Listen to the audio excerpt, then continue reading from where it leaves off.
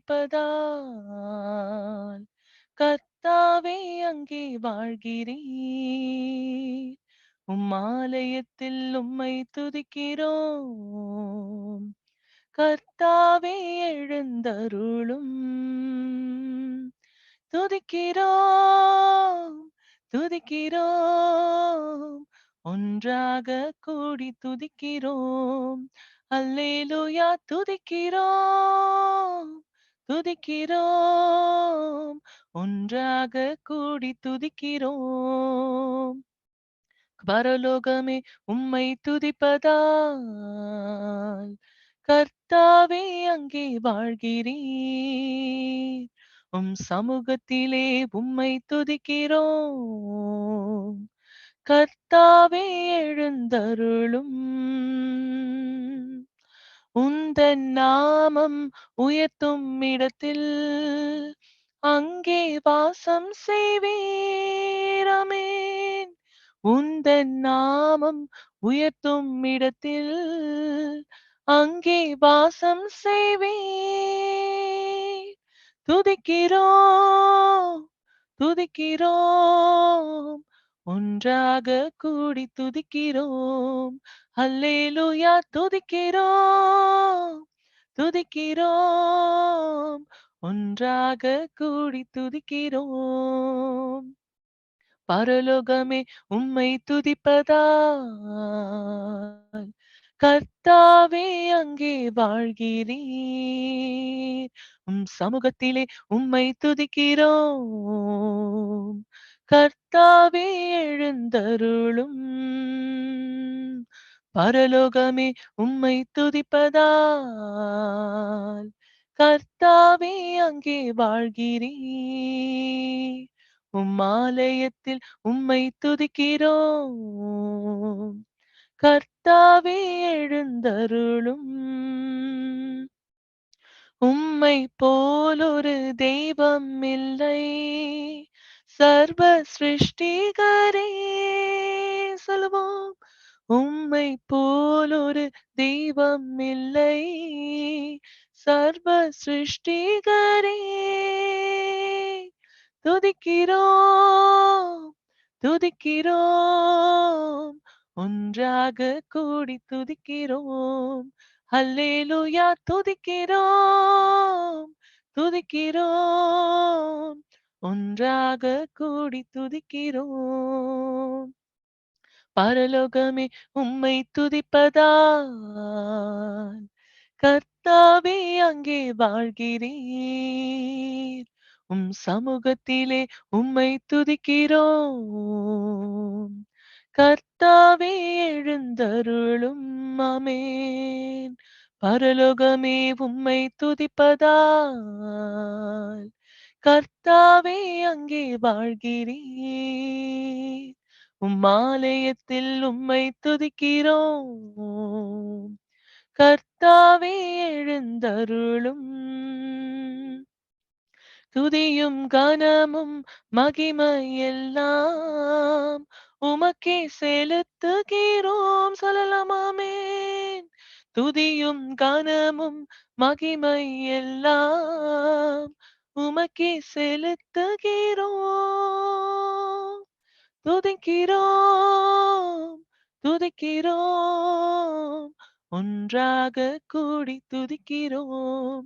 அல்லேலூயா துதிக்கிறோம், துதிக்கிறோம், ஒன்றாக கூடி துதிக்கிறோம்.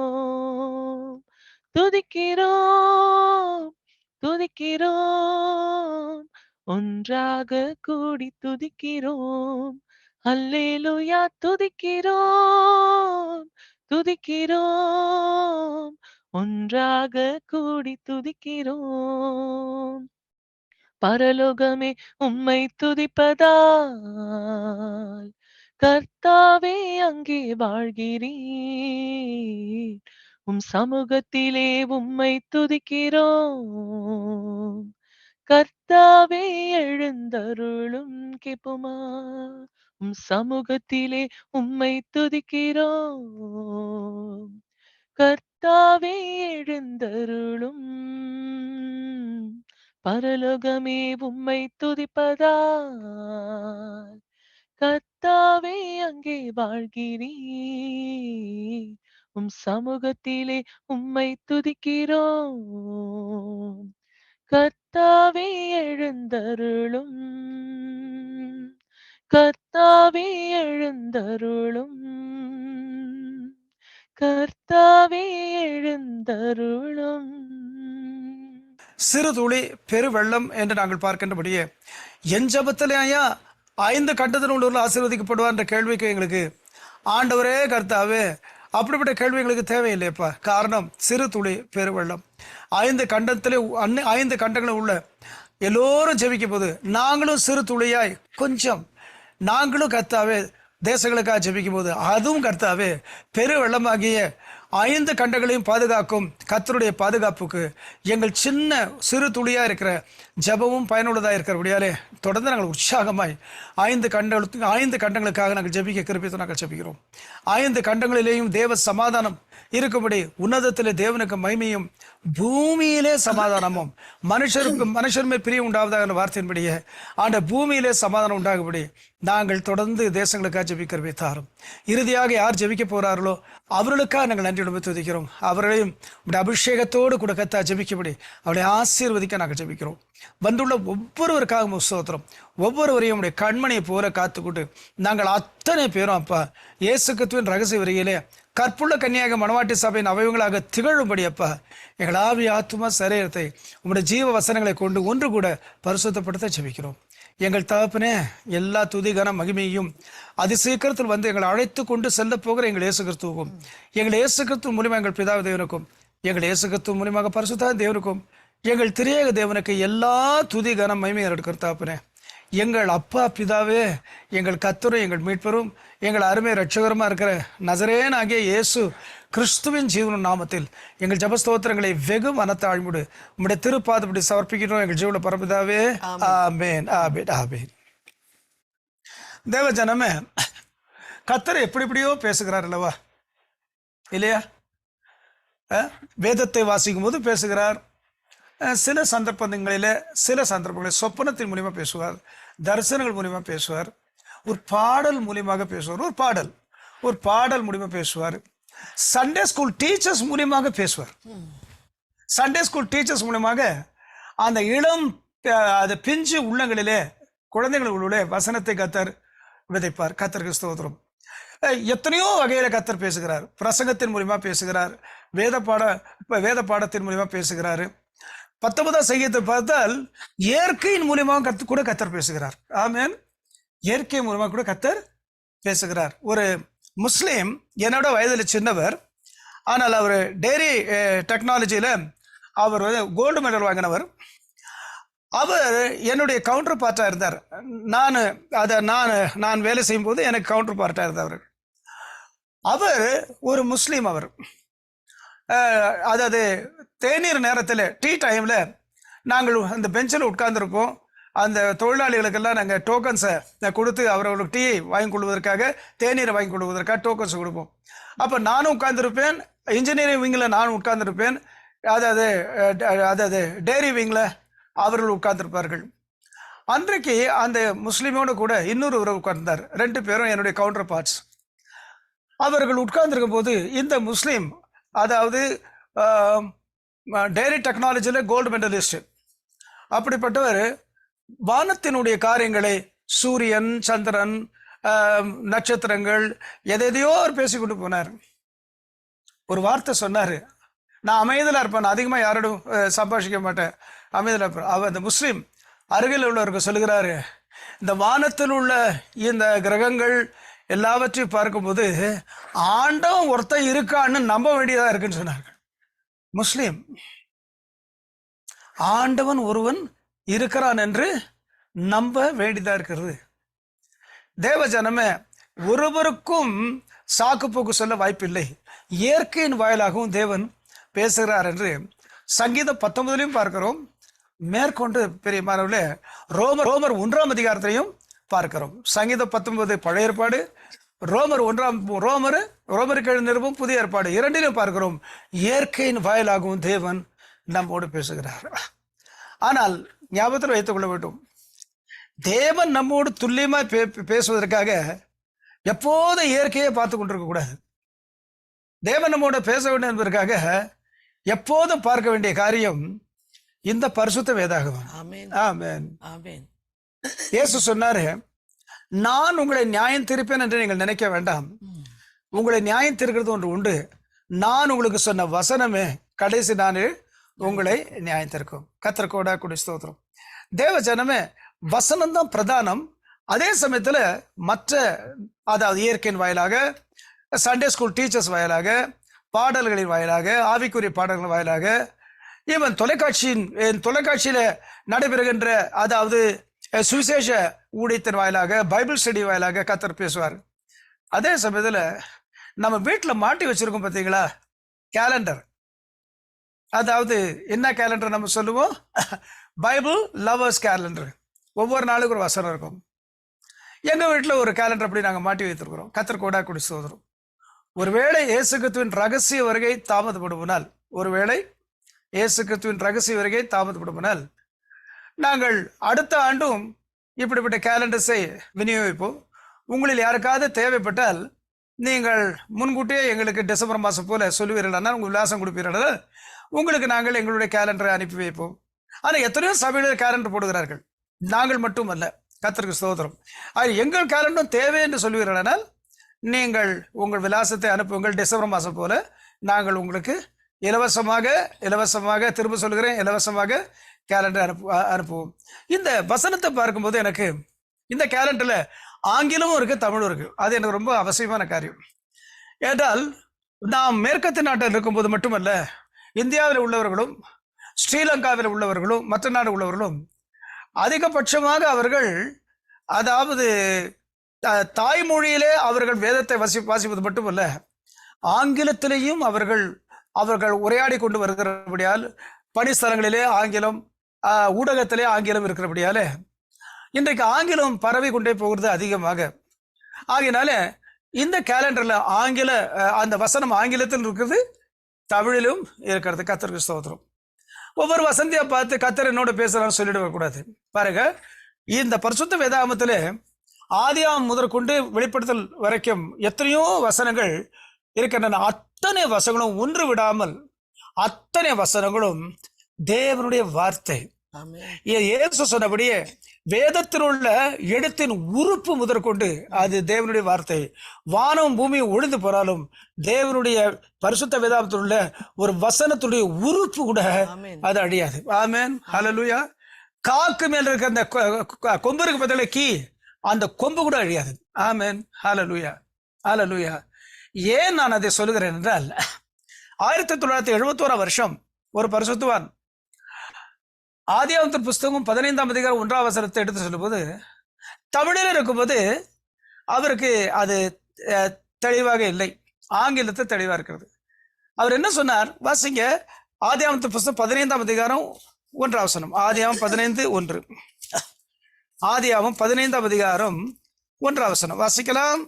இந்த காரியங்கள் நடந்த பின்பு கர்த்தருடைய வார்த்தை ஆபிராமுக்கு தரிசனத்திலே உண்டாகி, கர்த்தருடைய வார்த்தை ஆபிராமுக்கு தரிசனத்தில் உண்டாகி, அவர் ஆபிராமே நீ பயப்படாதே, நான் உனக்கு கேடகமும் மகா பெரிய பலனுமாய் இருக்கிறேன் என்றார். என்னுடைய வாழ்க்கையை நான் பார்த்திருக்கேன். எத்தனையோ வசனங்களை நான் பார்க்கும்போது தவறாய் நான் புரிந்து கொள்வேன். பிறகு மற்ற பரிசுத்தர்கள் மூலியமாக அந்த வசனத்தை கேட்கும்போது தான், ஓஹோ அப்படி இருக்கிறது, அப்ப நான் தவறாக எடுத்துக்கொண்டேன். ஆகினால நாம் ஒரு பூர்ணப்பட்டவர்கள் அல்ல. அந்த பரிசுத்தவான் இடத்தில் தான் பிரசங்க கலையை நான் ஆரம்பத்தில் கற்றுக்கொண்டேன். ஆனா ஏனோ இந்த வசனத்தை சொல்லும்போது தமிழிலே உள்ள போது அவர் இப்படி எடுத்து விட்டார். என்ன சொன்னார் என்றால், நான் உனக்கு கேடகமும் உனக்கு மகாபெரிய பலனுமாய் இருக்கிறேன் என்றார். இந்த பலன் என்ற வார்த்தையை பெலன் என்று நினைத்து விட்டார். ஸ்ட்ரென்த், பெலன் நினைத்து விட்டார். அப்ப அவர் சொன்னாரு, நான் உனக்கு கேடகமும் உனக்கு அதாவது ஸ்ட்ரென்த்தா இருக்கிறேன்னு சொன்னாரு. ஆங்கிலத்துல பார்த்தால்தான் என்ன எழுதப்பட்டிருக்கு? I am thy shield and exceeding great reward. ஆகினால் தான் பிரசங்கிக்கிறவர்கள் என்ன செய்கிறார்கள் என்றால், தமிழிலே சொல்லுவார்கள், தேவைப்படுகிற நேரத்தில் ஆங்கிலத்திலையும் சொல்லுவார்கள். கர்த்தர் கோடாக்குடி ஸ்தோத்திரம். தேவ ஜனமே, இந்த கேலண்டர் உள்ள வசனங்களை பார்க்கும்போது நான் ஆங்கிலத்திலையும் வாசிக்கிறேன், அநேகமாக ஒவ்வொரு நாளும் ஆங்கிலத்திலையும் வாசிக்கிறேன்.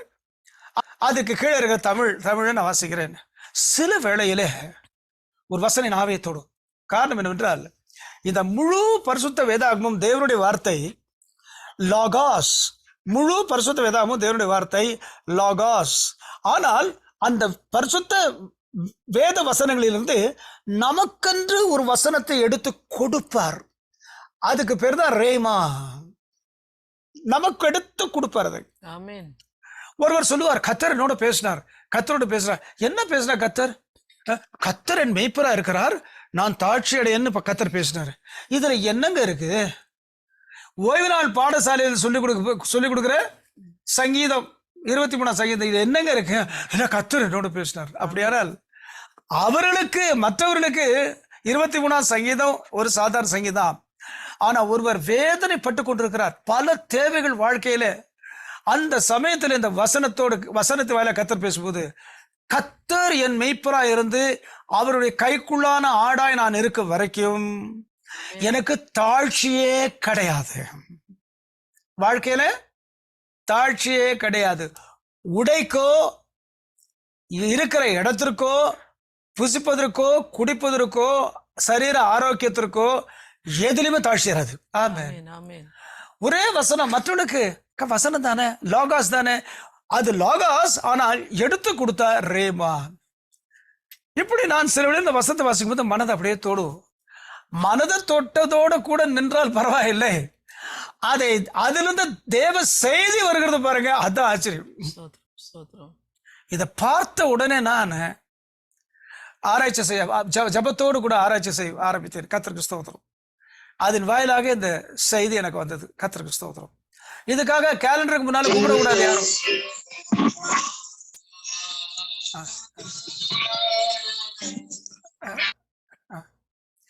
இதனால நாம் என்ன செய்யக்கூடாது சொன்னால், கேலண்டருக்கு முன்னால போய், அதாவது கேலண்டரை போய் கும்பிட்டு விடக்கூடாது. சில சந்தர்ப்பத்தில் கர்த்தர் சொல்வார். ஆகையினால இப்படியே ஒவ்வொரு நாளும் வசனம் வாசிக்கிறேன். அந்த ஒரு வசனம் அப்படியே என் ஆவியை தொட்டு விட்டது. அது நான், ஏன்னா வசனம் தானே, வசனம் கேலண்டர்ல இருந்தா என்ன, இல்லாவிட்டால் ஒரு வால் டெக்ஸ்ட்ல இருந்தா என்ன, இல்லாவிட்டால் ஒரு சுவிசேஷ கைப்பிரதியில் இருந்தா என்ன, வசனம் தெய்வத்தினுடைய வசனம் தானே. ஆமென். வாசிக்கும் போது அதிலிருந்து நான் ஜபித்து தியானித்த போது இந்த செய்தியை என் தேவனாகிய கர்த்தர் எனக்கு கொடுத்தார். கர்த்தர் கோடாக்குடி ஸ்தோத்திரம். தேவ ஜனமே, அபிஷேகத்தில் நிலைத்திருப்பவர் என்பதுதான் இந்த பிரசங்கத்தினுடைய தலைப்பு. அபிஷேகத்தில் நிலைத்து இருப்பவர். அபிஷேகம் பெற்றால் போதாது, நிலைத்திருக்க வேண்டும். விவாகம் செய்வது பெரிய மகிழ்ச்சியான ஒரு, அது வாழ்க்கையிலே ஏற்படுகிற ஒரு நிகழ்ச்சி. விவாகம் பெரிய மகிழ்ச்சியான வாழ்க்கை. ஆனால் விவாகத்துக்கு பிறகு எத்தனையோ பிரச்சனைகள் வரும். அத்தனை பிரச்சனைகளையும் அந்த பெண்மணி தாங்கி கொள்ளும் போது, அத்தனை பிரச்சனைகளையும் அந்த ஆண்மகன் தாங்கி கொள்ளும் போது, விவாகம் செய்தது மட்டுமல்ல, விவாகத்தில் வந்த சூறாவளிகளை அவர்கள் அதாவது சந்தித்து, அது தங்களை மேற்கொள்ளாதபடி ஜபத்தினாலே, தேவ வசனங்களினாலே அந்த சூறாவளிகள் எல்லாவற்றையும் மேற்கொண்டு வாழ்க்கை நடத்தும் போது ஒரு காலகட்டத்தில் விவாக வாழ்க்கை நிலைவரப்படும். அதற்கு பிரச்சனை கிடையாது. 2 பேருக்கு விலகும். இந்த வார்த்தை என் மனைவி கிட்ட சொன்னா மன வேதனைப்படுவார்கள். நான் சொல்லக்கூடாது. எனக்கு அது விளையாட்டா இருக்கு, ஆனா நான் அதை சொல்லக்கூடாது. என் மனைவிக்கு தெரியும், இப்படி அவருக்கு சொன்னால் அவருக்கு விளங்காது, ஆகினா நான் அப்படி சொல்ல வேண்டும். கர்த்தருக்கு இது காலம் ஆகும், கொஞ்சம் காலம் ஆகும். அதே போல அபிஷேகத்தை கேட்டால் கர்த்தர் கொடுத்து விடுகிறார். ஆனால் பெற்ற அபிஷேகத்திலே நிலைத்திருக்க வேண்டும். ஆமென். பெற்ற அபிஷேகத்திலே நிலைத்திருக்க வேண்டும். நிலைத்திருப்பதற்கு, அதாவது நமக்கு வருகிற போராட்டங்கள், அபிஷேகத்துக்கு பிறகு வருகிற போராட்டங்களை நாம் மேற்கொள்ள வேண்டும். இயேசு அப்படிதான் செய்தார். வாசிங்க, மத்தேயு 4 அதிகாரம் 1, மன்னிக்க வேண்டும், லூக்கா 4ஆம் அதிகாரம், லூக்கா 4ஆம் அதிகாரம் வசனம் 1 வாசிக்கலாம். லூக்கா 4 வசனம் 1 வாசிக்கலாம். இயேசு பரிசுத்த ஆவியினாலே நிறைந்தவராய் யோர்தானை விட்டு திரும்பி ஆவியானவராலே வனாந்தரத்துக்கு கொண்டு போகப்பட்டு. பாருங்க, லூக்கா 4ஆம் அதிகாரம் 1ஆம் வசனம், இயேசு பரிசுத்த ஆவியினாலே நிறைந்தவராய் யோர்தானை விட்டு திரும்பி ஆவியானவராலே வனாந்தரத்துக்கு கொண்டு போகப்பட்டு. இயேசு கிறிஸ்து அபிஷேகம் பெற்ற உடனே நடந்திருக்க வேண்டிய காரியம் என்ன சொல்லுங்க? நான் அபிஷேகம் பெற்றது 18 வயதுல. நான் அபிஷேகம் பெற்றது 18 வயதுல.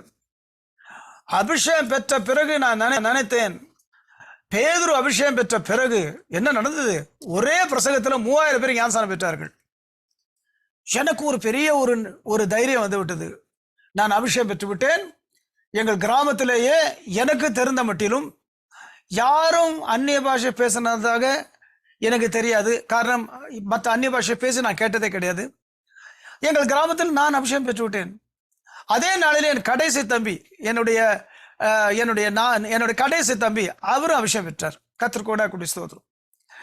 தேவ ஜனமே, இந்த அபிஷேகம் பெற்ற பிறகு என்ன நினைத்தேன்? பேதுருவை போல கர்த்தர் என்னை பயன்படுத்த போகிறார். ஆனால் நடைபெற்ற காரியம், ஏன் பேதுருவை போல கர்த்தர் என்னை உடனடியாக அபிஷேகத்துக்கு பிறகு ஊழியத்திலே வல்லமையாய் பயன்படுத்தவில்லை? காரணம் என்னவென்றால், பேதுருவுக்கு இயற்கையாகவே நல்ல அனுபவம் உண்டு. ஒரு குடும்பஸ்தன், அதாவது மீன் பிடிக்கும் தொழிலிலே அவன் தேர்ச்சி பெற்றவன். அவர் சமுதாயத்திலே அவனுக்கு நல்ல அனுபவம் இருக்கிறது. இது போதாதென்று 3.5 ஆண்டு காலம் இயேசு கிறிஸ்துவனுடைய கடுமையான பயிற்சிக்கு உட்பட்டவனாய் இருந்தான். ஆனபடியாலே இத்தனையும் முடிந்த பிறகு அவன் மீது கர்த்தர் அபிஷேகத்தை ஊற்றின உடனடியாக கர்த்தர் அவனை பயன்படுத்தினார். 18 வயது உள்ள ஒரு டீனேஜர், அவன் என்ன பெரிய ஊழியம் செய்து விட முடியும்? அதாவது விதிவிலக்குகள் உண்டு. அதாவது டீனேஜரா இருப்பான். ஆனால் கர்த்தர் அவனை பயன்படுத்த சித்தம் உண்டால் அது விதிவிலக்கு. ஆனா மற்றபடி வளர்ச்சி தேவை. அது எனக்கு மட்டுமல்ல, இயேசுவுக்கும் கூடன்னு பார்க்கலாம். லூக்கா எழுதின சுவிசேஷம் வாசிங்க. லூக்கா எழுதின சுவிசேஷம் 2ஆம் அதிகாரம் வாசிங்க 40ஆம் வசனம். லூக்கா 2 வசனம் 40 வாசிங்க. பிள்ளை வளர்ந்து ஆவியிலே பெலன் கொண்டு ஞானத்தினால் நிறைந்தது. தேவனுடைய கிருபையும் அவர் மேல் இருந்தது. யாரை குறித்து பரிசுத்த வேதாகம் இங்க கூறுகிறது? யாரை குறித்து பரிசுத்த ஆவியான் தேவன் இங்கே குறிப்பிட்டு பேசுகிறார்? இயேசு கிறிஸ்துவை குறித்து. இயேசு கிறிஸ்து எப்படி வளர்ந்தார்? பிள்ளை வளர்ந்து ஆவியிலே பெலன் கொண்டு. என்னுடைய மகளுக்கும் என் மகனுக்கும் ஒரு 1.25 வயது தான் வித்தியாசம். நடைபெற்ற காரியம் என்னன்னு கேட்டீங்கன்னா, ஒரு நாள் ஏதாவது மாஸ்க் என்று சொல்வார்கள் அல்லவா, மீச எல்லாம் வச்சு ஒரு காரியம், அது யாரோ என் மக கையில கொடுத்துட்டாங்க. என் மகளுக்கு என்ன வயசு இருக்கும்? அவளுக்கு ஒரு 3.5 வயது இருக்கும். இவனுக்கு என்ன வயது இருக்கும்? 3.5 அதாவது 1.25 கழித்து கொடுங்க. கர்த்தருக்கு ஸ்தோத்திரம். கதவை திறந்த உடனே தன் சகோதரி மீசையோடு கூட இந்த மாஸ்கடை பார்த்து புள்ளன் கெதிகலங்கி போய், நல்ல வேளையா தாயார் அருகில் இருந்தார்கள், அப்படியே தாயாரை கட்டி அணைத்துக் கொண்டார். பெலன் இல்லை இவனுக்கு. எங்கள் வீட்டுல அந்த காலத்துல வீட்டுல டிவி கூட இருக்கக்கூடாதுன்னு சொல்லிட்டேன். காரணம் என்றால் ஒரே ஆபாசம். பாட்டிலே ஆபாசம், எல்லாத்திலையும் ஆபாசம். டிவியே இருக்கக்கூடாது. பிள்ளைகளுக்கு வேற எந்த பொழுதுபோக்கும் இல்லை. கர்த்தருக்கு ஸ்தோத்திரம். திடீர்னு அவன் 10th கிரேட் வரும்போது பள்ளிக்கூடத்துல கராத்தா சொல்லிக் கொடுக்கிறார்கள்.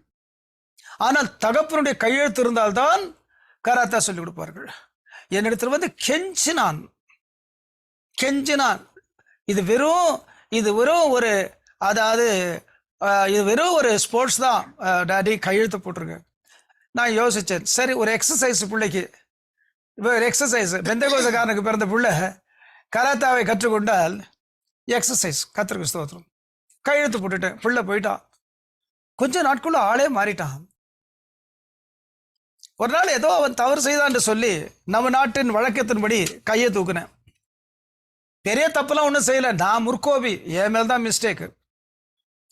மிஸ்டேக்கு. அது பிள்ளை கொஞ்சம் நிதானம் போகணும். முற்கோபி. அப்பா கேரளாவிலேருந்து வந்தவர், மலையாளி, 10வது ஆர்மி ஆஃபீஸர். வீடு ரெஜிமெண்ட் மாதிரி தான் இருக்கும். அதுலேயே வளர்ந்த நிமித்தமாக அதாவது சட்டுன்னு கோவம் வந்துடும், சின்ன சின்ன காரியத்துக்கு, அர்த்தமற்ற காரியங்களுக்கெல்லாம். ஏதோ ஒன்று செய்தான்னு சொல்லி கையை தூக்குனேன். அவன் என்ன செஞ்சான் தெரியுமா உங்களுக்கு? இந்த கராத்தா பள்ளிக்கூடத்தில் தான் சொல்லி தராங்க. அதான் சென்ட் ஜோசப்ஸ் ஆங்கிலோ இந்தியன் ஸ்கூலில் தான், சென்னையில் வெப்பேரியில் இருக்கிறது. அங்கே தான் பள்ளிக்கூடத்தில் தான் சொல்லி கொடுத்தாங்க.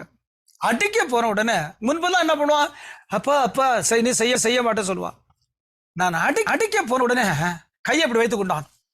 முகம் வந்து இப்படி மாறிடுச்சு. கெதி கலங்கி போயிட்டேன் நான். ஓஹோ, கராத்தா பேசுகிறது, வேலை செய்கிறது, பலன் கொண்டு விட்டான். முன்பு அப்படி கிடையாது.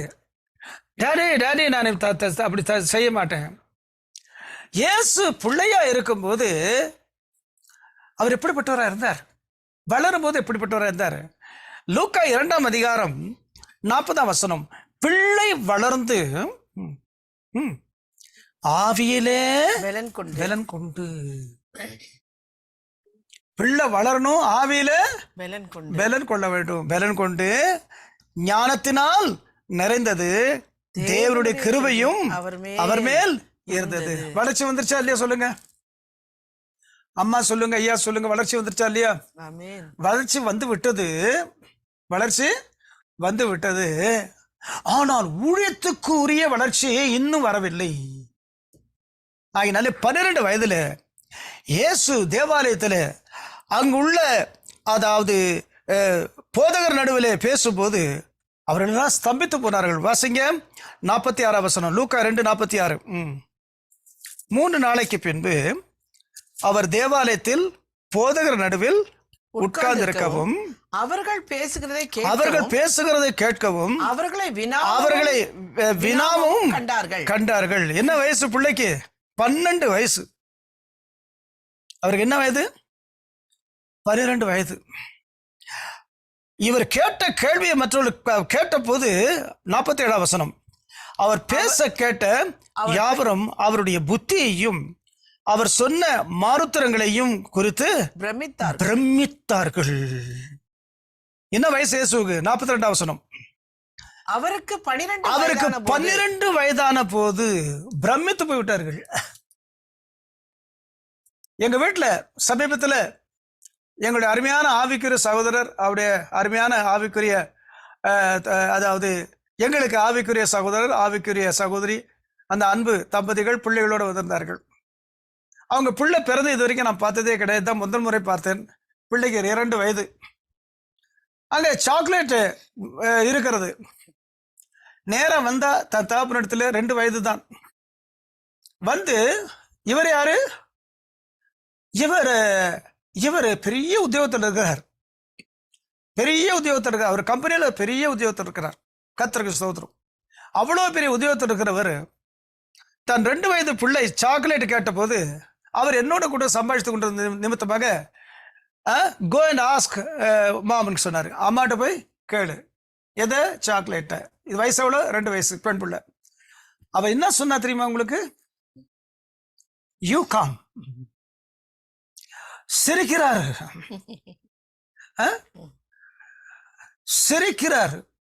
கர்த்தர் கோடா கூடி ஸ்தோத்திரம்.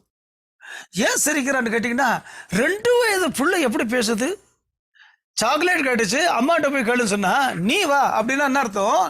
அம்மா கேட்டா கொடுக்க மாட்டாங்க. ஏன் கொடுக்க மாட்டாங்க? கொடுத்த அளவுக்கு போதும், இதுக்கு மேல கொடுத்தா வயிற்றுக்கு நல்லதில்லை என்று தாய்க்கு தெரியும். 2 வயது பிள்ளைக்கு இருக்கிற புத்தி கூர்மையை பாருங்க. என்னுடைய பேர மகன், அவருக்கு ஒரு 8 வயது நான் நினைக்கிறேன். 8 வயது. இப்ப என்ன வயசு உனக்கு? 10. 10 வயசு. 8 வயது இருக்கும். நான் ஏதோ ஒரு லெட்டர் நான் டைப் பண்ணி கொண்டே இருந்தேன். என்ன ஏதோ ஒன்று பைபிள் ஸ்கூலுடைய காரியமோ ஏதோ ஸ்டடி மெட்டீரியல் பண்ணியிருந்தேன். நேரம் வந்த உடனே இம்மீடியட்டா அப்படியே ஒரு மிஸ்டேக் காட்டலாம். வயது 8. ஸ்தம்பித்து போயிட்டேன். சரி, இவ்வளோ வரிகள் இருக்கு, எப்படி இந்த மிஸ்டேக் கரெக்டா அந்த கழுகு கண்ணுக்கு தெரிஞ்சது? பிள்ளைகளுக்கு ஒன்றும் தெரியாது நம்ம சொல்லக்கூடாது. இயேசுவானவர் 12 வயசுல பேசும்போது போதவர்கள் பிரமித்து விட்டார்கள். அப்படியானால் என்ன சொல்லணும்? இவருக்கு கிரெடென்ஷியல் கொடுத்துடலாம், இவர் போய் ஊழியம் செய்யட்டும். இல்லை, 12 வயது போதாது, இன்னும் 18 வயது காத்திருக்க வேண்டும். இன்னும் 18 வருஷங்கள் காத்திருக்க வேண்டும். 12 வயது போதாது, 18 வருஷங்கள் காத்திருக்க வேண்டும். காத்திருக்க முடியுமா சொல்லுங்க? முழு நேர ஊழியத்துக்கு 1966 வருஷம் ஜனவரி மாசம் ஒப்பு கொடுத்த நான், பகுதி நேரத்தை 1971 ஆண்டு முதற்கொண்டு செய்து வந்த நான், முழு நேர ஊழியம் எண்ணி ஏங்கி தவித்து ஒரு நாள் சம்பளத்தை என் மனைவி கையில கொடுத்து விட்டு, அதோட பே ஸ்லிப்பையும் கொடுத்து விட்டு அழுதேன் என்று என் மனைவி சொல்லுகிறார்கள். எனக்கு ஞாபகம் இல்லை. அழுது சொன்னா இன்னும் எவ்வளவு காலம் நான் இப்படி வேலை செய்து கொண்டிருப்பேன்? முழு நேர ஊழியம் எனக்கு இன்னும் கிடைக்கவில்லையே. நீ அரசு ஊழியன், அரசு உத்தியோகம் கிடைப்பதே கஷ்டம். இப்படி கர்த்தர் உனக்கு அரசு ஊழியத்தை கொடுத்தா நீ அழுது கண்ணீர் வடித்தா உன்னை பே ஸ்லிப்பை சம்பளத்தோட மனைவி எடுத்து கொடுப்பா? இல்ல, ஃபுல் டைம் மினிஸ்ட்ரி. 1966 வருஷம் ஜனவரி மாசம் முழு நேர ஊழியத்துக்கு ஒப்பு கொடுத்த நான், 1971 வருஷம் முதற்கொண்டு பகுதி நேர ஊழியம் செய்த நான், 1988 ஆண்டு தான் முழு நேர ஊழியத்துக்கு கர்த்தரால் கொண்டு வரப்பட்டேன். இதற்கிடையிலே 1984, 85 பைபிள் காலேஜில் படிக்க வைத்தார் இங்கிலாந்து தேசத்தில். கர்த்தருக்கு ஸ்தோத்திரம். படித்து முடித்த பிறகு மேற்கொண்டு 2 வருஷங்கள் நான் வேலை செய்து கொண்டே பகுதி நேர ஊழியம் செய்தேன். எத்தனை வருஷம் ஆச்சு? 22 வருஷம் ஆச்சு நான் முழு நேர ஊழியத்துக்கு வருவதற்கு. கர்த்தருக்கு ஸ்தோத்திரம். தேவ ஜனமே, ஒருவரும் தங்களை குறித்து துக்கப்படக்கூடாது. ஆனால் ஒரு காரியம் ஞாபகத்தில் வைத்துக் கொள்ள வேண்டும். பேச்சு திறமை இருக்கிறது, ஆவியிலே வலிமையும் இருக்கிறது, எல்லாம் இருக்கு. ஆனா கர்த்தர் அழைக்கும் நேரம் வரல, காத்திருக்கணும். தேவன் அழைத்தால் தேவனே பொறுப்பேற்பார். தேவன் அழைத்தால் எல்லா வகையிலும் கர்த்தர் நடத்துவார்.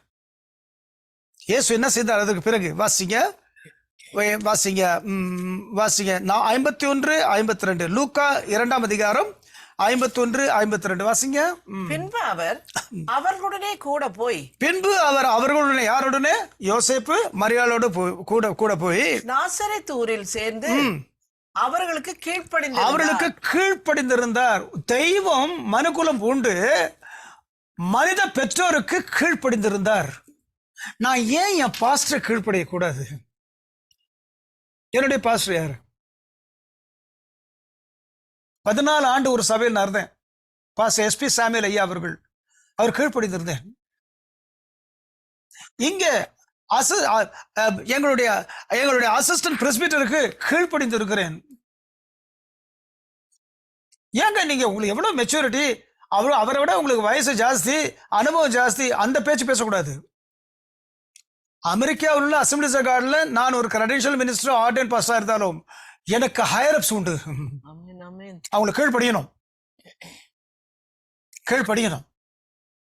இயேசு கிறிஸ்துக்கு இதே காரியமாயிடுச்சு. அங்க யோசேப்புக்கும் மரியாளுக்கும் அவர் கீழ்ப்படிந்தாரு. ஞானஸ்நானம் எடுக்கும் போது ஒரு மனித ஊழியக்காரருடைய கரத்தின் கீழ் தன்னை ஒப்பு கொடுத்து ஞானஸ்நானம் எடுத்தாரு. இப்படியே போனாக்கா எல்லாரும் உங்களை மட்டம் தட்டிடுவாங்கன்னு சொல்லுவாங்க. ஆனால் மாம்சத்துல இப்படியே போனா மட்டம் தட்டுவார்கள். ஆனா கர்த்தருடைய பரிபூர்ண சத்தத்தினுடைய பணிந்து போனால் சாட்சி பரலோகத்திலிருந்து வருகிறது இயேசுவுக்கு. இவர் என்னுடைய நேசகுமாரன், இவரில் பிரியமா இருக்கிறேன். ஞானஸ்நானம் எடுத்து வெளியே வந்தாரு. ஞானஸ்நானம் கொடுத்தவன் ஸ்தம்பித்து போய்விட்டான். யோவான் ஸ்நானகன். யாருடைய சாட்சி நமக்கு தேவை? மனிதர்களுடைய சாட்சி தேவை. அரசாங்கத்தில் நமக்கு நல்ல சாட்சி தேவை. சமுதாயத்தில் நல்ல சாட்சி தேவை. விசுவாசிகள் மத்தியிலே, தேவ ஊழியர் மத்தியிலே சாட்சி தேவை. ஆனா இவை அனைத்திற்கும் மகுடம் தேவன் கொடுக்கிற சாட்சி. இயேசு என்ன செய்தார்? வாசிங்க. வாசிங்க 51, 52. லூக்கா 2ஆம் அதிகாரம் 51, 52. பின்பு அவர் அவர்களுடனே கூட போய் நாசரேத்தூரிலே சேர்ந்து அவர்களுக்கு கீழ்ப்படிந்திருந்தார். அவருடைய தாயார் இந்த சங்கதிகளை எல்லாம் தன் இருதயத்திலே வைத்துக் கொண்டாள். அப்படி ஒரு தாய் தேவைங்க. பெண்ணாய் பிறந்தவள் உள்ளத்திலே அடக்கி வைப்பது, காரியங்களை அடக்குவது மிக கடினமான காரியம். ஆனா ஆணாய் பிறந்தும் சில பேர் மனதிலே அடக்கி வைக்காமல் அவர்கள் பலரிடத்தில் போய் சொல்லிவிடுவார்கள். ஏன் மரியாளை தேவன் மனுக்குலம், அதாவது ஏன் மரியாளை தேவன் தாம் மனுஷனாய் உருவாகும் போது பிதாவாகிய தேவனால் ஏன் தேவனுடைய ஒரே பேரான குமாரன் மரியாளுடைய கன்னி கர்ப்பத்தில் மனித அவதாரம் எடுக்கும்படி பிதாவாகிய தேவன் அனுப்பப்பட்டார். பிதாவாகிய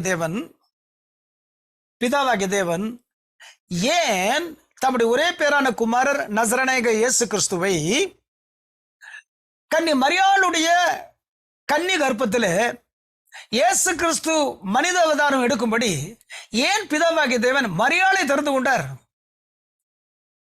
God is sovereign in everything. Amen. No one can question him. None of us can question him. அந்த சமயத்துல தேவனால் தெரிந்து கொள்ளப்பட்ட பாத்திரம் இந்த பெண்ணா இருந்தாலும் விதிவிலக்கான ஒரு பெண்ணா இருந்தாள். நான் பெண்ணு அப்படிதான் நான் இருப்பேன் அப்படி சொல்லக்கூடாது. நான் ஆணு அப்படிதான் இருப்பேன்னு சொல்லக்கூடாது. இயேசு எப்படி இருந்தார்? மரியாள் எப்படி இருந்தாள்?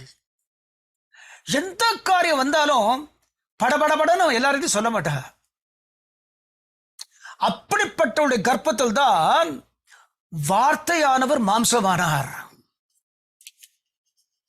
தேவ ஜனமே, இங்க நான் பார்க்கிற காரியம் லூக்கா 2:51 வாசிங்க. பின்பு அவர் அவர்களுடனே கூட போய் நாசரேத்தூரில் சேர்ந்து அவர்களுக்கு கீழ்ப்படிந்திருந்தார். அவருடைய தாயார் இந்த சங்கதிகளை எல்லாம் தன் இருதயத்திலே வைத்துக் கொண்டாள். காபிரியேல் தூதன் பேசுகிறான். இந்த வாழ்த்துதல் எப்படிப்பட்டதோ என்று சிந்திக்கிறாள். ஊழிய ஆண்களோ பெண்களோ வார்த்தைகளை அடக்கி வாழ முடியுமானால் அவருடைய ஆத்துமாவிலே தேவன் தம்முடைய வார்த்தையை கொடுப்பார். ஆமென். மரியாள் தன்னுடைய சங்கதிகளை உள்ளத்திலே வைத்தது மட்டுமல்ல, சிந்தித்தாள். இந்த வாழ்த்துதல் எப்படிப்பட்டதோ, அவளுடைய கர்ப்பத்தில் தான் தேவ வார்த்தையானவர் மனித அவதாரம் எடுத்தார். மனித அவதாரம் எடுத்து அவள் கர்ப்பத்திலிருந்து வெளியே வந்தார். எப்பொழுதும் படபட என்று பேசாமல் உள்ளத்தின் அடியாளத்தில் வைத்து சிந்திக்க வேண்டும். ஏன் இந்த வார்த்தையை கர்த்தர் சொன்னார்? ஏன் அவர்கள் இந்த வார்த்தையை சொன்னார்கள்? அதை சிந்தித்து நிதானத்தோடு இருக்கும்போது அப்படிப்பட்டவர்களை நம்பி மரியாளுடைய கன்னி கர்ப்பத்திலே வார்த்தையானவரை கொடுத்தபடி இப்படிப்பட்டவருடைய ஆத்துமாவிலே வசனத்தை கொடுப்பார். அவள் கர்ப்பத்திலிருந்து வார்த்தையானவர் எவனமாய் வெளிப்பட்டாரோ, பிறந்தாரோ, அப்படியே இவருடைய ஆத்துமாவிலிருந்து சாட்சியின் மூலமாகவோ, பாடலின் மூலமாகவோ, ஜபத்தின் மூலமாகவோ, பிரசங்கத்தின் மூலமாக, போதகத்தின் மூலமாகவோ மக்களுக்கு மீட்பு ரட்சிப்பு உண்டாக்கும் வசனங்களை கர்த்தர் கொடுப்பார். வார்த்தை சுருக்கமா இருக்க வேண்டும். படபடான்னு பேசக்கூடாது. தொலைபேசி எங்கள் காலத்தை போல கிடையாது. எங்கள் காலத்தை 10 வீட்டுக்கு போய் சொல்லுவாங்க. இந்த காலம் தேவையில்லை. வீட்டுக்குள்ளேயே போன் மட்டும் கிடையாது, வீட்டுக்குள்ளேயே மொபைல் போன் இருக்கு. பேசி பேசி பேசி பேசி பேசி பேசி பேசி ஆத்மா முழுவதும் மாம்சத்தின் வார்த்தைகளால் நிரம்பி எப்படி அந்த ஆத்மாக்குள் கர்த்தர் தம்முடைய வார்த்தையை பிறருக்கு பயனுள்ளதாக இருக்கும்படி கொடுப்பார். நடந்த காரியம் வாசிங்க 51 58 வாசிங்க. பின்பு அவர் அவர்களுடனே கூட போய் நாசரேத்துடன் சேர்ந்து அவர்களுக்கு கீழ்ப்படிந்திருந்தார். அவருடைய தாயார் இந்த சங்கதிகளை எல்லாம் தன் இதயத்திலே வைத்துக் கொண்டாள். இயேசுவானவர் ஞானத்திலும் வளர்த்தியிலும் தேவகிருபையிலும் மனுஷர் தயவிலும் அதிக அதிகமாய் விருத்தி அடைந்தார். இனிமேதான் ஊழியம், அதுக்கு முன்பா கிடையாது. இல்லையே, என்ன பார்க்கிறோம்? 40ஆம் வசனத்துல வளர்ந்து கொண்டு போகிறார், ஆவியிலே பலன் கொண்டு போகிறார், அதற்கு பிறகு ஞானத்திலே நிறைந்திருக்கிறார், தேவ கிருபையும் அவர் மேல இருக்கிறது. 12 வயதிலேயே போதகமார்கள் ஸ்தம்பித்து போகும் வகையிலே அவருடைய கேள்விகளுக்கு பதில் சொல்ல முடியும், அவர்களையும் கேள்வி கேட்க முடியும். போதாது, பள்ளிக்கூடத்துல பெரிய மதிப்பெண்கள் வாங்கி விடலாம், கல்லூரியிலே பெரிய மதிப்பெண்கள் வாங்கி விடலாம், பெரிய பெரிய டிபேட்ஸ்ல கூட பெரிய பெரிய மதிப்பெண்கள் வாங்கி விடலாம். இங்கே வளர்ச்சி கல்வியையோ திறமையோ அந்தஸ்தையோ அனுபவத்தையோ சார்ந்தது அல்ல. இந்த வளர்ச்சி முற்றிலுமாக வித்தியாசமான வளர்ச்சி. இயேசு 18 வருஷங்கள் அதற்கு பிறகு காத்திருந்தார். 12 வயதிலே தேவாலயத்தில் பேசினார், போதகர்கள் நடுவில் பேசினார், அவர்கள் ஸ்தம்பித்து போய்விட்டார்கள், அவர்களை கேள்வி கேட்டார், ஸ்தம்பித்து போய்விட்டார்கள். அதற்கு பிறகு 18 வருஷம் 30 வயது வரைக்கும் அவருக்கு என்ன நடந்தது? ஞானத்திலும் வளர்த்தியிலும் தேவ கிருபையிலும் மனுஷர் தயவிலும் அதிக அதிகமாய் விருத்தி அடைந்தார். ஒரு நாள் வரும், அப்பொழுது கர்த்தர் இயேசுவை ஊழியத்துக்குள் நடத்தினபடியே நம்மையும் நடத்துவார். தேவஜனமே, இவ்வளவுமே அபிஷேகம் பெற்ற உடனே ஏன் கர்த்தரனை பயன்படுத்தவில்லை? 18 வயது, எங்க அப்பா அந்நிய பாஷையை பேசினாங்களா, அம்மா அந்நிய பாஷை பேசினாங்களா? என் கடைசி தம்பி அபிஷேகம் பெற்ற அதே நாள்ல அவர் அபிஷேகம் பெற்றுட்டாரு. மற்றபடி யார் அந்நிய பாஷை பேசினா? அப்ப நான் எப்படிப்பட்ட ஆளு? நான் பிரசங்கம் பண்ண பெரிய காரியம் நடக்கணுமே. பேதருடைய காரியம் வேற, உன்னுடைய காரியம் வேற. அவன் ஏற்கனவே பல அனுபவங்களை உடையவன். அது போதாதென்று இயேசு கிறிஸ்துவினிடத்துல 3.5 ஆண்டு காலம் இன்டென்ஸ் ட்ரைனிங், சாப்பிட கூட நேரம் கிடையாது. அப்படிப்பட்ட ஒரு பயிற்சிக்குள்ள அவன் இருந்தான்.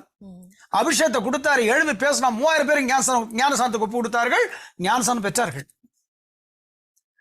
ஆனா என்னுடைய காரியம் அப்படி இல்லை.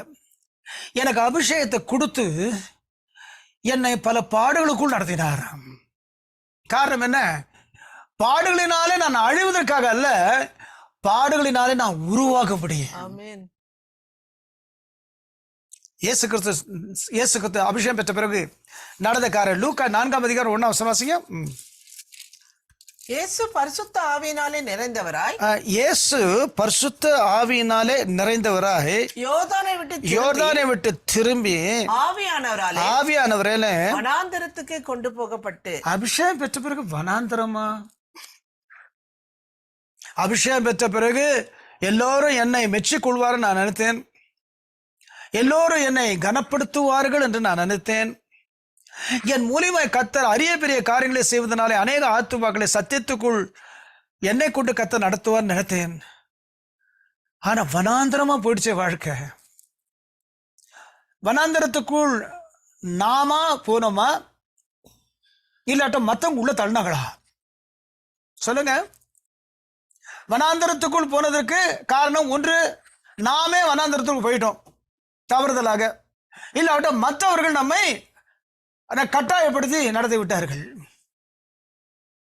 தேவ ஜனமே, இயேசு கிறிஸ்துவும் சிலுவைக்கு போனது அது தன் இஷ்டப்படி போகவில்லை. மனிதர்கள் அவரை பிடித்து சிலுவையில் அறைந்தாலும், அவர்கள் சிலுவையில் அறைந்ததும் அவருடைய இஷ்டப்படி அல்ல. அப்படியானால் யாருடைய இஷ்டப்படி அவர் சிலுவைக்கு போனார்? எபிரேயர் 9:14, Hebrew chapter 9 verse 14 வாசிங்க. Hebrew chapter 9 verse 14, எபிரேயர் 9ஆம் அதிகாரம் 14ஆம் வசனம் வாசிங்க. நித்திய ஆவியினாலே தம்மை தாமே பழுதற்ற பலியாக தேவனுக்கு ஒப்பு கொடுத்த கிறிஸ்துவினுடைய ரத்தம் போதுமா? எபிரேயர் 9ஆம் அதிகாரம் 14 வசனம் என்ன எழுதப்பட்டுள்ளது? நித்திய ஆவியினாலே. யார் நித்திய ஆவியானவர் சொல்லுங்க? நித்திய ஆவியானவர் யார் சொல்லுங்க? ஆதியும் அந்தமும் மற்ற ஆவியானவர் யார் சொல்லுங்க? திரியேக தேவனில் மூன்றாவது நபராக இருக்கிறவரும் பிதாவோடும் அவருடைய ஒரே பேரான குமாரராகிய இயேசு கிறிஸ்துவோடும் தொழுது கொள்ளப்படுகிறவருமாகிய பிதாவுக்கும் பிதாவாகிய தேவனுக்கு சமமாய் இருக்கிற பிதாவாகிய தேவனுடைய ஒரே பேரான குமாரர் நசரனாகிய இயேசு கிறிஸ்துவுக்கு சமமாய் இருக்கிறவருமாகிய திரியேக தேவனில் மூன்றாவது நபராக இருக்கின்ற பரிசுத்த தேவன் தான் நித்திய ஆவியானவர். He alone is the eternal spirit. காரணம், அவருக்கு ஆதியும் கிடையாது, அந்தமும் கிடையாது. அந்த ஆதியும் அந்தமும் மற்ற அந்த நித்திய ஆவியானவர் என்ன செய்கிறார்? இயேசு கிறிஸ்துவை சிலுவைக்கு நேராக நடத்துகிறார். என்ன எழுதப்பட்டுள்ளது? நித்திய ஆவியினாலே தம்மைத்தாமே பழுதற்ற பலியாக தேவனுக்கு ஒப்பு கொடுத்த கிறிஸ்து. இயேசு இஷ்டத்துக்கு சிலுவைக்கு போல, மற்றவர்கள் இஷ்டத்துக்கு அவரை சிலுவையில் அடிக்கல. இயேசு இஷ்டத்துக்கு சிலுவைக்கு போல, மற்றவருடைய இஷ்டத்துக்கு அவர் பலியாகி சிலுவைக்கு போல பரிசுத்த தேவன் அவரை நடத்தினார் சிலுவைக்கு. ஆமென். யார் அந்த பரிசுத்த தேவன்? 3.5 ஆண்டுகளுக்கு முன்பாக வனாந்தரத்துக்குள் நடத்தின அதே பரிசுத்த தேவன் 3.5 ஆண்டுகளுக்கு பிறகு இயேசு கிறிஸ்துவை சிலுவைக்கு நேராக வழி நடத்தினார். தேவனுடைய ஜனமே, ஆவியானவர் இயேசு கிறிஸ்து வனாந்தரத்துக்கு கொண்டு போய் நடந்த காரியம் என்ன? இயேசு கிறிஸ்து அபிஷேகம் பெற்ற பிறகு நேரடியாக ஊழியத்துக்கு போயிருக்கணும். நேரடியாக அவரை ஊழியத்துக்கு பிதாவாகிய தேவன் அனுப்பாமல் பரிசுத்த ஆவியானவராகிய தேவனை கொண்டு பிதாவாகிய தேவன் வனாந்தரத்தை கொண்டு போனார். ஏன் கொண்டு போனார்? இயேசு கிறிஸ்து பிந்தின ஆதாமுக்கு அயர்ந்த நித்திரை கத்தர் வர பண்ணி, வார்த்தைக்கு வார்த்தை முக்கியமானது. முந்தின ஆதாமுக்கு அயர்ந்த நித்திரையை தேவன் வர பண்ணி, அவன் அயர்ந்த நித்திரை அடைந்ததற்கும் அவன் சாதாரணமாக நித்திரை அடைவதற்கும் வித்தியாசம் உண்டு. மனிதனுக்கு கத்தர் நித்திரை கொடுத்தார். நித்திரை அவனுக்கு ஒரு ஆசீர்வாதம். எத்தனை பேருக்கு நித்திரை இல்லாமல் தவிக்கிறார்கள்? நித்திரை நித்திரை தேவனுடைய ஆசீர்வாதங்களில் ஒன்று. அந்த நித்திரையை ஆதாமுக்கு தேவன் தந்தருளினார். ஆனால் அவருக்கு நித்திரை மாத்திரமல்ல, அயர்ந்த நித்திரை, டீப் ஸ்லீப். அப்படியா? நித்திரை வேற, அயர்ந்த நித்திரை வேற. இயேசு சிலுவையிலே மரித்த போது அவர் மரித்தார். அதற்கு மாதிரி தான் ஆதாமுக்கு தேவனாய கத்தர் கொடுத்த அயர்ந்த நித்திரை. அந்த அயர்ந்த நித்திரை இயேசு கிறிஸ்துவின் மரணத்துக்கு மாதிரி. இயேசு மரித்தார். அது நிரூபிக்கப்பட்ட ஒரு காரியம். அரசாங்கமே தீர விசாரித்த பிறகுதான் அவர் மரித்தது உண்மைதான் என்று பார்த்த பிறகுதான் பிலாத்து அரசாங்கத்திலே அவன்தான் அதிபதியா இருந்தான். எல்லாத்தையும் தீர விசாரித்த பிறகுதான் அரிமத்தியா ஊரானாகிய யோசேப்பினுடைய கரத்திலே இயேசு கிறிஸ்துவை அடக்கம் பண்ணும்படி ஒப்பு கொடுத்தான். இயேசு கிறிஸ்துவின் திருசரீரத்தை அவர் மரித்தார். அங்கே ஏதேன் தோட்டத்திலே ஆதாம் அயர்ந்த நித்திரை அடைந்தான். அப்பொழுதுதான் அவ்வினாவை திறந்து ஒரு எலும்பை எடுத்தார். அந்த எலும்பினால அவனுக்கு ஒரு மனைவியை உருவாக்கி கொடுத்தார். அது முந்தின ஆதாம். பிந்தின ஆதாம் சிறுவையிலே மரித்த போது பிதாவாகிய தேவன் ஒரு போர் சேவனை கொண்டு அவருடைய விழாவிலே ஈட்டினாலே குத்தினார். குத்தின உடனே என்ன வந்தது? எலும்பு வரல, ரத்தம் தண்ணீர் வந்தது. இயேசு கிறிஸ்துவின் ரத்தத்தினாலே பாவங்கள கழுவப்பட்டு ஜலத்திலே ஞானஸ்நானம், தண்ணீரிலே ஞானஸ்நானம் பெற்று அபிஷேகத்துக்கு அடையாளமாகிய அந்த தண்ணீர், அப்படியானால் அபிஷேகம் பெற்று தேவ வசனங்களுக்கும் தண்ணீரானது ஒரு மாதிரியா இருக்கிறது, கழுவுகிறது, தாகத்தை தீர்க்கிறது. அப்படியானால் இயேசு கிறிஸ்து விழாவிலிருந்து வந்த ரத்தம் பாவங்கள நம்மை கழுவி உடன்படிக்கையின் ரத்தமாய் இருக்கின்றபடியாலே நம்மை தேவனுடைய உடன்படிக்கைக்கு உட்படுத்தி, அதான் ரத்தத்தின் பகுதி. விழாவிலிருந்து வேற என்ன வந்தது? தண்ணீர். தண்ணீர் எதற்கு அடையாளம்? ஜலத்தில் ஞானஸ்நானம், பரிசுத்தாவின் தேவனுடைய அபிஷேகம், திருவசனங்கள், இவள் அனைத்தையும் கொண்டு தம்முடைய சபையை உருவாக்குகிறார். அது சபைதான் ஆதாமுக்கு ஏவாள் மனைவியை போன்று இயேசு கிறிஸ்து விழாவிலிருந்து வந்த இரத்தத்தாலும் தண்ணீராலும் உருவாக்கப்பட்டவர்கள் மட்டுமே இயேசு கிறிஸ்துவினுடைய திருச்சபையின் அவயவங்கள். கர்த்தர் கோடா கொடி ஸ்தோத்திரம். தேவனுடைய ஜனமே, இயேசு கிறிஸ்து இவ்விடமாய் சிலுவையிலே அவர் பலியானது, அவர் பலியானார் என்று ஏன் சொல்லுகிறோம் என்றால், மனிதர்கள் இயேசு தம்மை சிலுவையிலே அறையும்படி ஒப்பு கொடுத்திருப்பாரானால் அதற்கு பேர் தற்கொலை. மற்றவர்கள் இழுத்து பிடித்து கொண்டு வந்து சிலுவையில் அடித்திருப்பார்களானால் தங்கள் இஷ்டப்படி, அதுக்கு பேரு கொலை.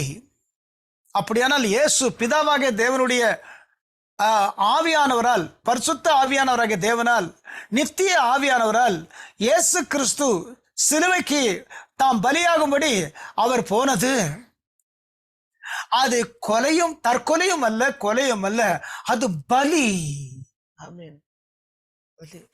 அது பலி. அபிஷேகம் பெற்றார், வனாந்தரத்துக்குள் பரிசுத்தாவின் தேவன் கொண்டு போகிறார். ஏன் கொண்டு போனார்? கொண்டு போனது காரணம் என்ன? கொண்டு போனதின் காரணம், முந்தின ஆதாமை விழத்தள்ளினாயே வலு சர்ப்பமே, முந்தின ஆதாமை விழத்தள்ளினாயே விழுந்து போன லூசிஃபரே, முந்தின ஆதாமை விழத்தள்ளினாயே சாத்தானே, இந்த பிந்தின ஆதாமை நீ என்ன வேணாலும் செய்து கொள் என்று விட்டு விட்டார். காரணம் என்ன? பிதாவாகிய தேவனுக்கு தெரியும், இயேசு கிறிஸ்துவை இந்த சாத்தான் கீழே தள்ள முடியாது. இயேசு கிறிஸ்துவின் மீது பிதாவாகிய தேவனுக்கு இருக்கும் பரிபூர்ண நம்பிக்கையினாலே சாத்தான் சோதிக்கும்படி வனாந்தரத்திலே அவரை ஒப்பு கொடுத்தார். இயேசு கிறிஸ்து 3 முறை சாத்தான் அவரை சோதிக்கும் போது 3 முறையும் வசனத்தை கொண்டு அவரை வீழ்த்தினார். இவர் முந்தின ஆதாம் அல்ல, இவர் பிந்தின ஆதாம். அந்த பரீட்சையில ஜெயித்த உடனே ஆவியானவருடைய நிறைவோடு கூட அவர் வனாந்தரத்துக்குள்ள போனாரு. பரீட்சையில ஜெயித்த பிறகு இனி வனாந்தரம் தேவையில்லை, உபவாசம் முடிந்தாகிவிட்டது, பரீட்சை முடிந்தாகிவிட்டது. வனாந்தரத்தோடு வெளியே வரும்போது ஆவியானவருடைய நிறைவு ஆவியானுடைய வல்லமையா மாறிவிட்டது. வாசிங்க லூக்கா 4 அதிகாரம் 1 வசனம். லூக்கா 4 வசனம் 1, லூக்கா 4 வசனம் 14. இயேசு பரிசுத்த ஆவியினாலே நிறைந்தவராய், இயேசு பரிசுத்த ஆவியினாலே நிறைந்தவராய் யோர்தானை விட்டு திரும்பி ஆவியானவராலே வனாந்தரத்துக்கு கொண்டு போகப்பட்டு போகப்பட்டு அடுத்தது பரீட்சை ஜெயிச்சிட்டார். 3 பரீட்சை ஜெயிச்ச பிறகு 14 வசனம். பின்பு இயேசு ஆவியானவருடைய ஆவியானவருடைய பலத்தினாலே கலிலேயாவுக்கு திரும்பி போனார். அவருடைய கீர்த்தி சுற்றிலும் இருக்கும் தேசமெங்கும் பரம்பிற்று. பரிசுத்த ஆவியினாலே நிறைந்தவராய் வனாந்தரத்துக்குள் போனார். பரிசுத்த ஆவியினாலே நிறைந்தவரை வனாந்தரத்துக்கு போய் சாத்தானே தேவ வசனங்களால் 3 முறை அவனை முறியடித்து வெளியே வரும்போது ஆவியின் நிறைவு, ஆவியின் பவர் வல்லமையா மாறிடுச்சு. நான் அந்நிய பாஷை பேசுறேன், பவர் இல்லையே. ஏன் பவர் இல்ல? பரீட்சையில ஜெயிக்கணும். என்னென்ன பரீட்சை? மாம்சத்தின் இச்சை, கண்களின் இச்சை, ஜீவனத்தின் பெருமை. கர்த்தாவே, அபிஷேகம் பெற்ற எனக்கும் மாம்ச இச்சைக்கும் இடமே கிடையாது. அபிஷேகம் பெற்ற எனக்கு மாம்ச இச்சையோட எந்த விதமான சம்பந்தம் கிடையாது. கண்களின் இச்சையோட எந்த சம்பந்தமும் கிடையாது. ஜீவனத்தின் பெருமையோட எனக்கு சம்பந்தமே கிடையாது. ஆமென். அது ஆவிக்குரிய பெருமையோ, அது பதவியை குறித்தான பெருமையோ, இனத்தை குறித்தான பெருமையோ, திறமையை குறித்தான பெருமையோ, ஒரு பெருமையும் என்னை முறியடிக்க கூடாது. நடக்கிற காரியம் இதுவரைக்கும் அந்நிய பாஷை பேசணும், அதனால பக்தி விருத்தி நமக்கு உண்டாயிற்று, பக்தி விருத்தி உண்டாயிற்று. ஆனால் மற்றவங்க அந்நிய பாஷை பேசும்போது ஒரு வல்லமை இருக்கிறது. எனக்கே அந்த வல்லமை இல்ல. நீ ஆவியின் நிறைவை உடையவனாய், ஆவியின் நிறைவை உடையவர்களாய், உங்கள் வாயிலே அந்நிய பாஷை உடையவர்களாய் இருக்கிறீர்கள். பரீட்சையில ஜெயிப்பீர்கள். அப்பொழுதுதான் உங்க அந்நிய பாஷையில வல்லமை வெளிப்படும். ஆமென். ஆகினால்தான் 1 தெசலோனிக்கேயர் மன்னிக்க வேண்டும், வாசிங்க. ஒரு நிமிஷம் இருங்க. ஸ்தோத்திரம் ஸ்தோத்திரம். 1 தெசலோனிக்கேயர் 1ஆம் அதிகாரம் 5ஆம் வசனம். 1 தெசலோனிக்கேயர் 1:5 வாசிங்க. எங்கள் சுவிசேஷம் உங்களிடத்தில் வசனத்தோடு 1 தெசலோனிக்கேயர் 1ஆம் அதிகாரம் 5ஆம் வசனம். எங்கள் சுவிசேஷம் உங்களிடத்தில் வசனத்தோடு மாத்திரம் அல்ல, வல்லமையோடும் பரிசுத்த ஆவியோடும் முழு நிச்சயத்தோடு வந்தது. போதும். எங்கள் சுவிசேஷம் உங்களுக்கு எப்படி வந்தது? ஐயா சொல்லுங்க, அம்மா சொல்லுங்க. எங்கள் சுவிசேஷம் எப்படி வந்தது? ஏதோ வந்தாரு அந்த ஊழியக்காரர், அந்த ஊழியக்காரி அம்மா வந்தாங்க. இயேசு கன்னியின் கர்ப்பத்திலே பரிசுத்தாவின் தேவனுடைய அசைவாடினாலே மனுகுலம் அதை பூண்டார். அதற்கு பிறகு அவர் பிறந்தார். பிறகு 30வது வயதிலே ஊழியத்தை ஆரம்பித்தார். 33 வயதிலே அவர் சிலுவையில் அறையப்பட்டார். நம்முடைய பாவங்கள், நம்முடைய அக்கிரமங்கள், நம்முடைய குற்றங்கள், நம்முடைய மீறுதல்கள் அனைத்தையும் தம்முடைய சரீரத்தில் சுமந்து, நம்முடைய நோய்களையும் தம்முடைய சரீரத்தில் சுமந்து அவர் சிலுவையில் மரித்தார். மரிக்க போது மரணத்துக்கு அதிகாரியாக பிசாசானவன் மரணத்தால் அவர் அழித்து போட்டார். அவரை அடக்கம் பண்ணினார்கள். 3ஆம் நாள் மரித்தொழுது எழுப்பினார். இப்போது பிதாவாகிய தேவனுடைய வலது பாசத்தில் வீற்றிருந்து தம்முடைய திருச்சபையை கட்டுகிறார். மீண்டும் அவர் வரப்போகிறார். அவர் தம்முடைய சபையை அவர் எடுத்துக்கொண்டு செல்ல வரப்போகிறார். இதுதான் சுவிசேஷம். அந்த சுவிசேஷம் தான் அந்த ஊழியக்காரர் சொன்னாரு. அந்த சுவிசேஷம் தான் அந்த ஊழியக்கார அம்மா சொன்னாங்க. வல்லமை இல்லையே பிரசங்கத்துல. ஏன் வல்லமை இல்லை? ஒன்று, அந்த ஊழியக்காரர் வளர்ந்து கொண்டே போகிறார். இல்லாவிட்டால் ஊழியக்காரர் அடிக்கடி ஆவிக்குரிய போராட்டத்தில் தோற்றுக்கொண்டே போகிறார். தேவனுடைய ஜனமே, நம்முடைய சாட்சியில, நம்முடைய ஜபத்தில, நாம் பாடும் பாடலிலே ஒரு முறை ஒரு பாடலை அந்த காலத்தில் 1967ஆம் வருஷம் இருக்குன்னு நினைக்கிறேன். ஒரு 19 வயது. அந்த காலத்துலலாம் டிவிலாம் கிடையாது, ரேடியோ தான் வரும். அது ஹிந்துக்கள் பாடலை போடுவார்கள். இஸ்லாம் மதத்தின் பாடலை போடுவார்கள். சில சந்தர்ப்பங்களில் கிறிஸ்தவ பாடலை போடுவார்கள். காலையில அந்த பாடலை கேட்டு அழுதேன். அப்படி அழுதேன். பாடல் காரணம், அந்த பாடலிலே கர்த்தருடைய வல்லமை. தேவனுடைய ஜனமே, நம்ம எப்படி பாடுறோம் சொல்லுங்க. அடுத்த கேரல் சர்வீஸ்ல எப்படி பாட போறோம் சொல்லுங்க. எப்படி சாட்சி கொடுக்க போறோம்? வல்லமை வெளிப்பட வேண்டுமானால் அந்தரங்க வாழ்க்கையிலே பிசாசை ஜெயித்தவர்களா நாம் இருக்கணும். ஆமென். அந்தரங்கத்திலே வனாந்தரத்திலே இயேசு பிசாசை 3 முறை ஜெயித்தாரு. வெளியே வரும்போது அபிஷேகத்தினுடைய நிறைவிலிருந்து வல்லமை வெளிப்பட்டது. அதற்கு பிறகுதான் இயேசுவை ஊழியத்துக்கு பிதாவை நடத்தினார். அந்த ஊழியத்துக்கு வந்த போது தேவ ஜனமே, அவருடைய கீர்த்தி சுற்றிலும் தேசமெங்கும் பரவிட்டு என்றால் என்ன அர்த்தம்? கிரியை செய்ய ஆரம்பிச்சார் பரிசுத்த தேவன் அவர் மூலியமாக. ஆவியானுடைய கிரியை இல்லாமல் இயேசு ஒன்றையும் செய்ய மாட்டார். பிசாசை கூட துரத்த மாட்டார். ஏன் பிசாசு துரத்தல? இன்னும் அந்த அனாயிண்டிங்கை ஃபீல் பண்ணணும். வாசிங்க மத்தேயு எழுதின சுவிசேஷம் 12ஆம் அதிகாரம். மத்தேயு எழுதின சுவிசேஷம் 12ஆம் அதிகாரம். வாசிங்க 28ஆம் வசனம் வாசிங்க. மத்தேயு 12:28 வாசிங்க. மத்தேயு 12:28 வாசிங்க. நான் தேவனுடைய விரலினாலே நான் தேவனுடைய ஆவியினாலே மன்னிக்க வேண்டும். மத்தேயு 12ஆம் அதிகாரம் 28ஆம் வசனம். நான் தேவனுடைய ஆவியினாலே பிசாசுகளை துரத்துகிறபடியால். எப்படி தேவனுடைய ஒரே பேரான குமாரர், எல்லாரும் கவனிக்க தயவு செய்து, தேவனுடைய ஒரே பேரான குமாரர், தேவனுக்கு சமமானவர், மனித அவதாரம் எடுத்த போது விசுவாசிகளுக்கும் தம்முடைய ஊழியக்காரர்களுக்கும் முன்மாதிரியாக அவர் இருக்கும் நிலையில பிசாசை எப்படி துரத்த வேண்டும் என்பதை இங்கே நமக்கு எடுத்து காண்பிக்கிறாரு. அபிஷேகத்தை உணராமல் பிசாசு துரத்த போகக்கூடாது. எல்லாம் கவனிக்கிறீங்கன்னா, ஆமென். நான் தேவனுடைய ஆவியினாலே பிசாசுகளை துரத்துகிறபடியால் நீ தேவனுடைய ஒரே பேரான குமாரன் ஆயிற்று. அங்கே வனாந்தரத்திலே இந்த விழுது போன லூசிபர் சாத்தானை 3 முறை நீர் ஜெயித்தீரே. இப்ப சொன்னா ஓடி போகுமே, நான் தேவ ஆவியானுடைய அந்த சமூகத்தை உணராமல் பிசாசு கூட துரத்த மாட்டேன் என்று கர்த்தர் காண்பிக்கிறார். வாசிங்க லூக்கா 5ஆம் அதிகாரம். லூக்கா 5ஆம் அதிகாரம் வாசிங்க. லூக்கா 5ஆம் அதிகாரம் வாசிங்க 17ஆம் வசனம். லூக்கா 5:17 வாசிங்க. பின்பு ஒரு நாள் அவர் உபதேசித்துக் கொண்டிருக்கிற போது, பின்பு ஒரு நாள், லூக்கா 5ஆம் அதிகாரம் 17ஆம் வசனம். பின்பு ஒரு நாள் அவர் உபதேசித்துக் கொண்டிருக்கும் போது கலிலேயா யூதேயா நாடுகளில் உள்ள சகல கிராமங்களிலும் எருசலேம் நகரத்திலும் வந்த பரிசேயரும் நியாய சாஸ்திரிகளும் உட்கார்ந்திருந்தார்கள்.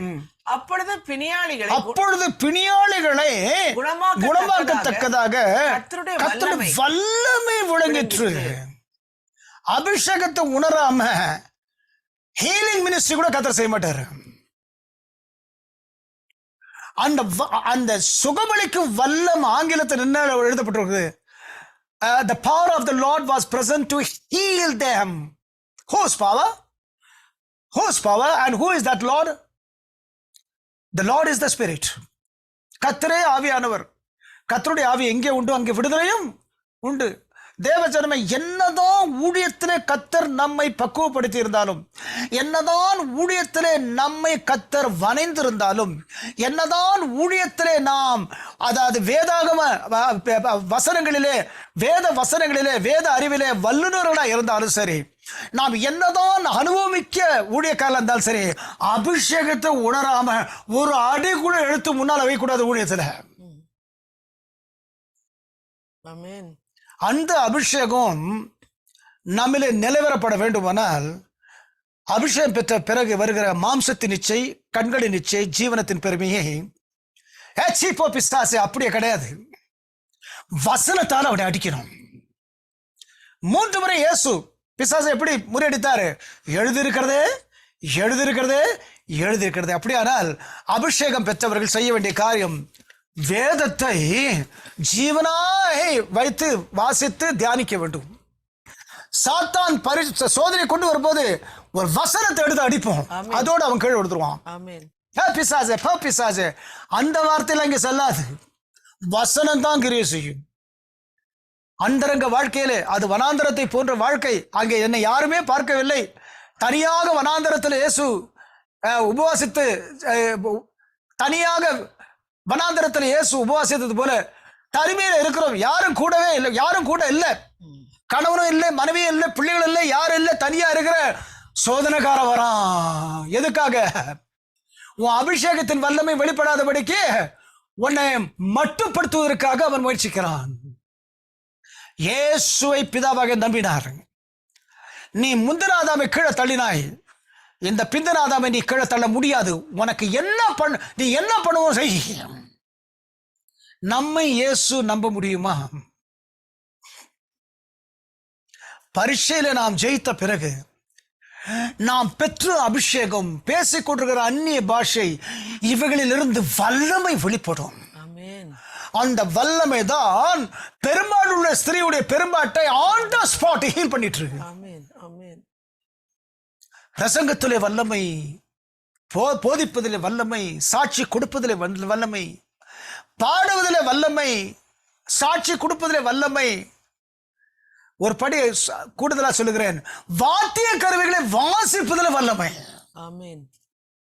ஒரு வாத்தியகரை வாசிக்கும் போது தீர்க்கதரிசி அப்படியே ஆவியில் நிரம்பினா என்று வேதத்தில் பார்க்கிறோம்.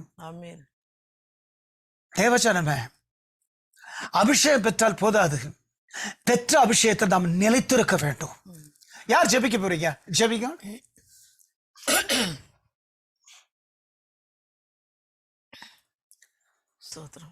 ஒருவர் ஜெபிக்கலாம்.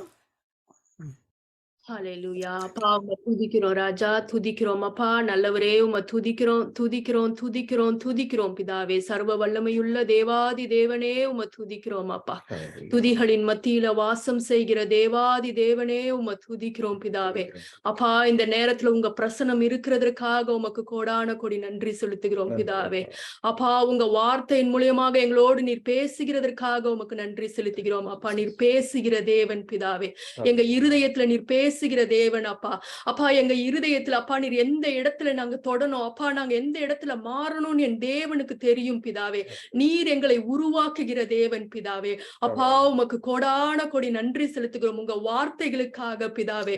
அப்பா ஆபிரகாமுக்கு அப்பா the word of the Lord came to him, said do not be afraid, I am your shield, your everlasting அப்பா. yes father, reward னு சொன்னீரே பிதாவே. அப்பா உங்க வார்த்தை வந்தா ராஜா பயம் போகும், தெளிவு மனதுல உருவாகும் பிதாவே. உங்க வார்த்தை பலனை கொடுக்கும் பிதாவே.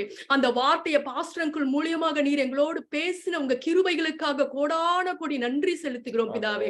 இருதயத்தின் ஆழத்திலிருந்து உமக்கு நாங்க நன்றி செலுத்துகிறோம் அப்பா. உங்க வார்த்தை விடுதலையாக்குகிற வார்த்தை பிதாவே. உங்க வார்த்தைக்காக நாங்க நன்றி செலுத்துகிறோம் பிதாவே.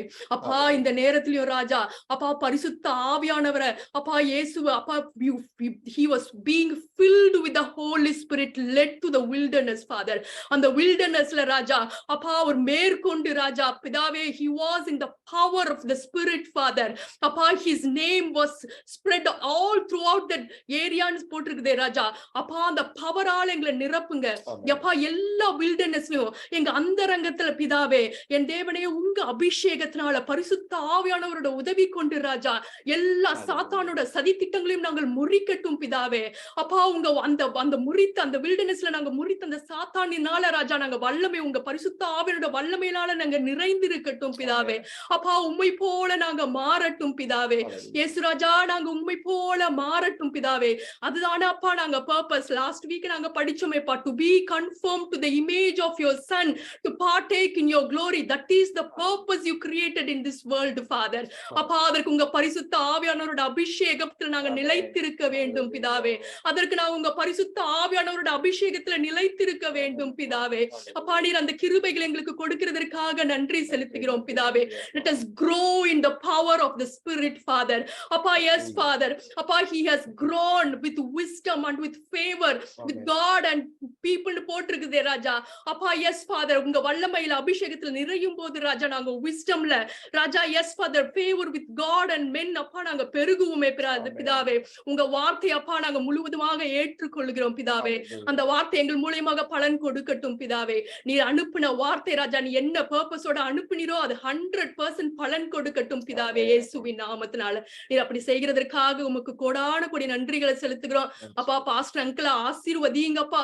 உங்க வார்த்தையினால உங்க இருதயத்தை நிரப்புங்க, மேன்மேலும் நிரப்புங்க பிதாவே.